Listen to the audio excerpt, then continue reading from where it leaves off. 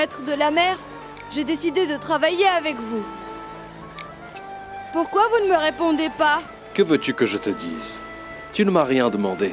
Tu as pris ta décision tout seul. Je voulais dire que j'aimerais bien travailler avec vous et apprendre comment diriger un navire. Est-ce que tu es bien sûr de ça? Évidemment, monsieur. Alors suis-moi. Vous pouvez compter sur moi pour n'importe quoi, capitaine. Vous ne le regretterez pas. Je suis compétent et j'apprends très vite. Tiens-toi ici et regarde le gouvernail. S'il se déplace à droite, il faut que tu lèves la main droite. Et s'il se déplace à gauche, tu lèves la main gauche. Tu as compris? Oui, monsieur. C'est très facile, monsieur le capitaine. Et comment je dois réagir si le gouvernail ne bouge pas et reste fixé au milieu? Tu restes fixe comme lui et tu ne bouges pas.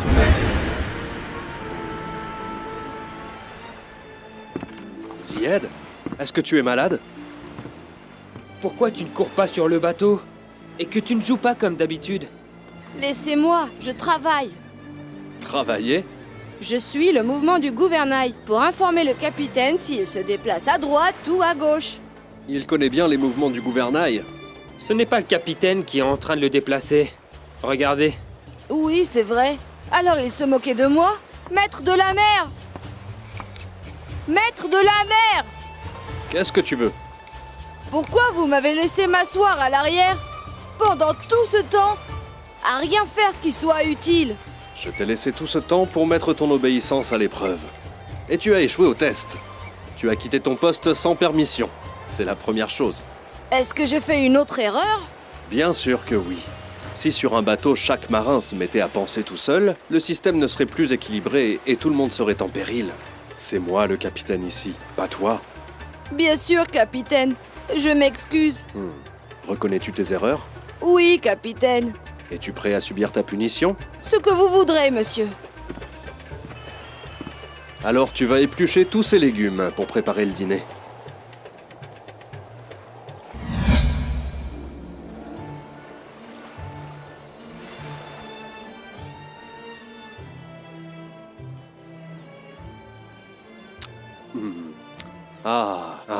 Aujourd'hui, la nourriture est vraiment délicieuse. Tous les jours que Dieu fait, tu répètes sans cesse la même chose. Le repas est en effet spécial aujourd'hui, car notre cher ami Ziad nous a aidés à le préparer. Alors, si vous êtes satisfait de moi, monsieur, racontez-moi la fin de l'histoire de Saoul. D'accord. Où nous sommes-nous arrêtés? Nous disions que le repas était bon. Ah, espèce de gourmand. Je veux dire, où en étions-nous dans notre histoire? Quand les gens ont demandé au prophète de prier Dieu pour désigner un roi parmi eux. Non, on a déjà fini cette partie. Dieu leur a désigné Saoul comme roi, mais ils l'ont refusé. Et ils ont demandé des preuves de sa légitimité au trône. Oui. C'est alors que vint à eux l'arche de l'Alliance qu'ils avaient perdue. Mais vous ne m'avez pas dit. C'est quoi l'arche de l'Alliance? L'arche de l'Alliance était un symbole de la force des fils d'Israël et de leur prestige. Ils l'emmenaient chaque fois avec eux en guerre, car elle leur servait à vaincre leurs ennemis. Pourquoi était-ce un symbole de leur prestige? Parce qu'à l'intérieur de l'arche, ils conservaient la Torah et le reste des tables qu'avaient écrites Moïse et Aaron. D'accord. Et est-ce que l'arche leur est revenue? Comment est-ce que l'arche peut voler dans le ciel? Regardez, elle est en train de descendre. Je vous prie de nous pardonner, noble prophète Samuel, car vous étiez sincère. Pouvons-nous, noble prophète, ouvrir l'arche et regarder ce qu'il y a dedans? Il nous dit qu'il nous y autorise. Allez, faites vite!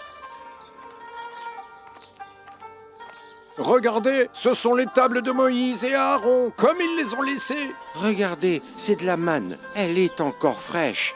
Vous vous rendez compte? Ces tables de la Torah sont intactes. Dieu du ciel, je sens, moi, une paix extraordinaire.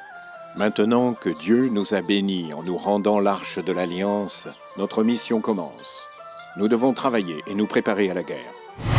Nous devons accélérer la préparation de l'armée et la formation des soldats à la bataille. Mais l'entraînement des soldats risque de prendre énormément de temps. Je suggère que nous prenions des soldats de l'étranger, des professionnels du combat. Et qu'est-ce qui motivera ces soldats à faire la guerre? L'argent, très certainement. Dans ce cas, le roi Goliath pourrait fort bien les acheter. Et il se retournerait contre nous s'il a payé plus. Vous avez raison. Qu'allons-nous faire alors, mon roi? Je sais ce qu'on va faire. J'ai bien écouté vos avis à tous et tenu compte de vos conseils. Et voici ma décision. Nous allons préparer une armée de paysans et de bergers. Des paysans et des bergers? Ne m'interrompez pas. Ces braves gens seront les premiers à vouloir combattre pour récupérer leurs terres et leur bétail. Nous commencerons à préparer notre armée dès demain matin.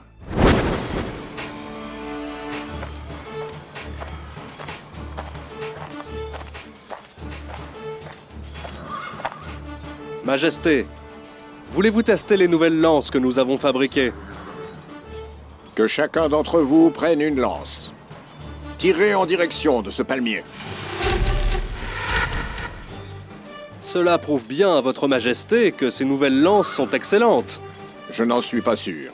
Peut-être que l'un des lanceurs est meilleur que l'autre. Échangez les lances et tirez donc à nouveau. Qu'en dites-vous, majesté? Oui. Maintenant, je suis rassuré. Fabriquez des lances de ce genre, qu'elles soient suffisantes pour 80 000 soldats. C'est bien, mais ça ne suffira pas. Arrêtez! Que proposez-vous, votre majesté? Je veux qu'ils s'entraînent sur leurs chevaux et au sol. Sans armure et à main nue. Sans armure, l'entraînement sera très dangereux. La guerre ne sera pas un terrain d'entraînement calme.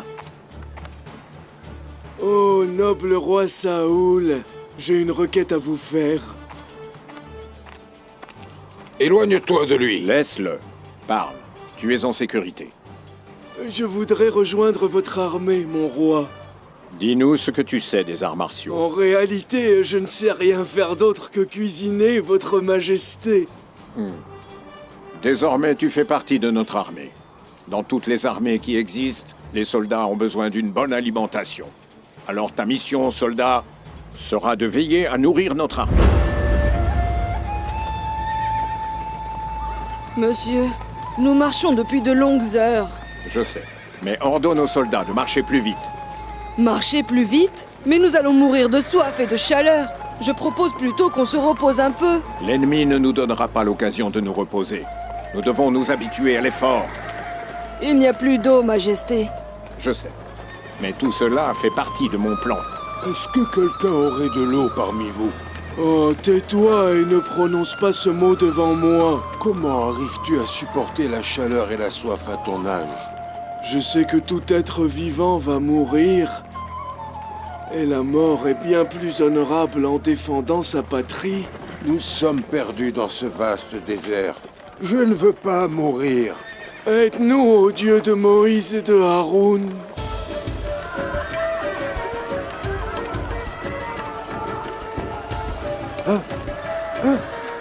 Est-ce que c'est un mirage? Oh, ce n'est pas un mirage, c'est bien de l'eau. Une rivière, majesté. Une rivière. Arrêtez-vous là où vous êtes. Ne buvez pas de cette rivière. L'eau est fraîche et propre. Et nous allons tous mourir de soif. Suivez mes ordres. C'est moi le chef. Ne buvez pas. Voyez dans cette rivière une épreuve de Dieu pour vous. Celui qui boit de cette eau n'est pas des miens, et celui qui m'obéit l'est. Je vous laisserai boire, mais seulement une gorgée. J'ai dit une seule gorgée avec la main. Arrêtez de boire. Comment arrêter? L'eau est tellement fraîche. Oh, moi, je ne toucherai pas à cette eau si ce sont les ordres du roi. Pardonnez-moi, majesté, mais je ne peux pas résister. Vous avez fini? Alors continuons notre chemin. Arrêtez-vous, soldats. N'avancez plus. Tous ceux qui ont bu de la rivière, qu'ils se dirigent sur la gauche. Et les autres, dirigez-vous à droite. Toi, tu as bu de cette eau. Je t'ai vu de mes propres yeux. Va avec ceux qui ont bu. Je suis votre assistant et votre bras droit, majesté. Mes ordres sont clairs. Va avec ceux qui ont bu. Surtout, n'aie pas peur. Il est parfaitement impossible de punir un aussi grand nombre de soldats. Vous êtes exclus de mon armée. Revenez de là où vous êtes venus. Allons, mes soldats, poursuivons notre chemin. J'aurais dû résister à l'eau. et obéir au roi Saoul. Ce roi est fou. Comment peut-il demander aux soldats de ne pas boire d'eau dans un désert aussi brûlant? C'est impossible. Ne l'insultez pas, monsieur. Il devait avoir une bonne raison. Pourquoi es-tu de son côté alors qu'il t'a renvoyé de son armée? Je connais bien monsieur Saoul. Je le connais depuis l'époque où il était tanneur puis berger. C'est un homme d'une grande sagesse et il sait très bien ce qu'il fait. Comment ça? Dis-m'en plus sur lui. Il possède une grande connaissance en astronomie. Il peut connaître les directions seulement en se basant sur les étoiles. Et s'il y avait des nuages dans le ciel comme c'est le cas maintenant? Il connaît les directions, suivant le souffle du vent et la formation des dunes de sable autour des arbustes. Mon Dieu, mais cet homme est dangereux. Salut au grand roi Goliath. Bienvenue à toi, Amrous. Pourquoi as-tu quitté ton poste dans l'armée de Saoul? Je vous ai apporté des nouvelles. De grandes nouvelles. Vas-y, je t'écoute. Le roi nous a amenés des jours entiers dans le désert brûlant, sans eau. Et quand nous nous sommes arrêtés devant une rivière, il nous a ordonné de ne pas en boire. Puis il a renvoyé chez eux tous les soldats qui en avaient bu. Ça, c'est un homme à poigne. Et combien de soldats lui reste-t-il à présent? Au tout début, nous étions 80 000 hommes. Et plus de 76 000 ont bu de l'eau de la rivière. Finalement, il lui reste peu d'hommes. Mais ce sont les plus forts et les plus fidèles. Et apparemment, ils sont capables de résister à la soif. Je n'ai pas encore fini. J'ai d'autres informations sur le roi. Parle, je t'écoute. Malgré son intelligence, sa bonne condition physique et son grand savoir, ce n'est pas du tout un guerrier. Sois plus clair.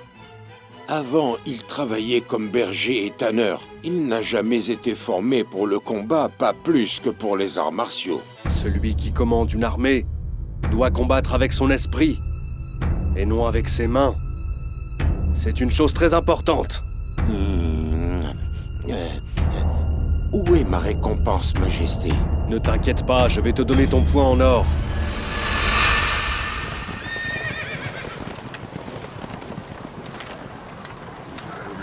Quelle est notre direction, Majesté? Attendez, cuisinier, donne-moi ta lance.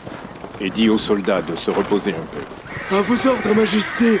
Arrêtez-vous, soldats. Reposez-vous un moment. Pardonnez-moi, Majesté. Pourquoi avez-vous planté votre lance dans le sol? Pour voir la direction de l'ombre. L'ombre était ici, à cet endroit précis du sol. Et avec le mouvement du soleil, elle s'est déplacée vers là-bas. Et si nous traçons une ligne entre le premier point d'ombre et le deuxième point d'ombre, nous découvrirons l'axe de l'Est et de l'Ouest. Je n'ai pas compris, Majesté. Le premier point fait référence à la direction de l'Ouest. Et le deuxième point se rapporte à la direction de l'Est. Mais alors, ça veut dire que nous pouvons déterminer où se trouve le camp du roi Goliath et des géants? Oui. Avec l'aide de Dieu, nous atteindrons cet endroit demain à l'aube.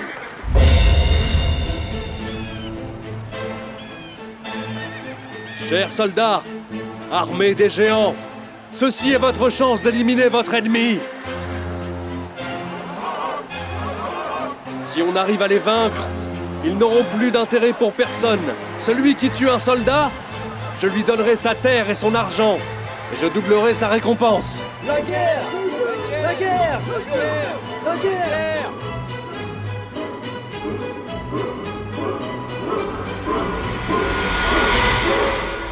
Nous sommes aux portes de la terre des géants. Et ne craignez surtout pas vos ennemis, ou vous serez vaincus avant même d'avoir commencé le combat. La victoire est à nous! La victoire est à nous! Nous installerons notre camp ici, et nous commencerons l'attaque dès la première lueur du jour. Priez pour notre Dieu unique, qui a envoyé vers nous ses prophètes Abraham, Jacob, Moïse et Aaron. Oh, pourquoi je sens de la tristesse dans votre voix? J'aurais souhaité être un guerrier qui maîtrise bien les arts martiaux, pour protéger mon armée et servir d'idéal à mes soldats. Vous êtes déjà notre idéal et notre chef, et le roi que Dieu nous a envoyé. Et seul Dieu l'unique peut nous donner la victoire. Cela est très bien dit, soldat. Prépare-nous un repas léger pour ce soir, afin que les soldats puissent le digérer avant la bataille. Regardez, votre majesté, ils ne sont pas très nombreux. Cette bataille va être plus facile à gagner que ce que je pensais. Soyez forts, mes soldats, et sachez que vous combattez pour l'amour de Dieu, et que vous défendez votre patrie, vos femmes et vos enfants, et votre dignité sur terre. Ils sont très nombreux. Ils arrivent à nous cacher le soleil. Mais ils ne cacheront pas sa lumière. On est sur le bon chemin. On aura la victoire si Dieu le veut. Mais comment? Ne voyez-vous pas combien ils sont? Nous ne pourrons jamais vaincre contre Goliath et ses soldats. Oh, combien de petits groupes auparavant ont battu des grands avec l'aide de Dieu. Dieu est avec les endurants. Soyez prêts à attaquer! Allez-y, tuez-les tous et brisez leurs os. Au nom d'Allah, le tout miséricordieux, le très miséricordieux. Et lorsque Saoul se mit en route avec ses troupes, il leur dit, « Dieu va vous mettre à l'épreuve à la traversée de la rivière. Quiconque en boira ne sera plus des miens. Seul celui qui s'abstiendra d'y goûter ou se contentera d'en puiser une gorgée dans le creux de la main sera des miens. » Or, à la traversée de la rivière, ils y burent tous à l'exception de quelques-uns.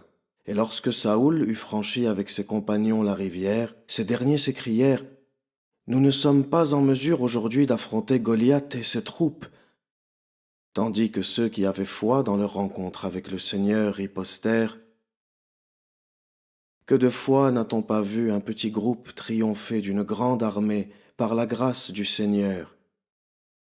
Car Dieu est avec ceux qui savent s'armer de patience. » Allah le majestueux a dit vrai. Et qu'est-ce qui s'est passé ensuite? Est-ce que Goliath a eu la victoire? Attends un peu, Ziad. Nous sommes arrivés au port et il faut que nous nous préparions pour l'amarrage du navire. Et Saoul? Et la guerre? Notre histoire peut attendre, Ziad. D'abord, nous allons débarquer et nous mettre à la recherche de tes parents. Et après ça, lorsque nous serons avec eux, si Dieu le veut, je te raconterai la suite de l'histoire.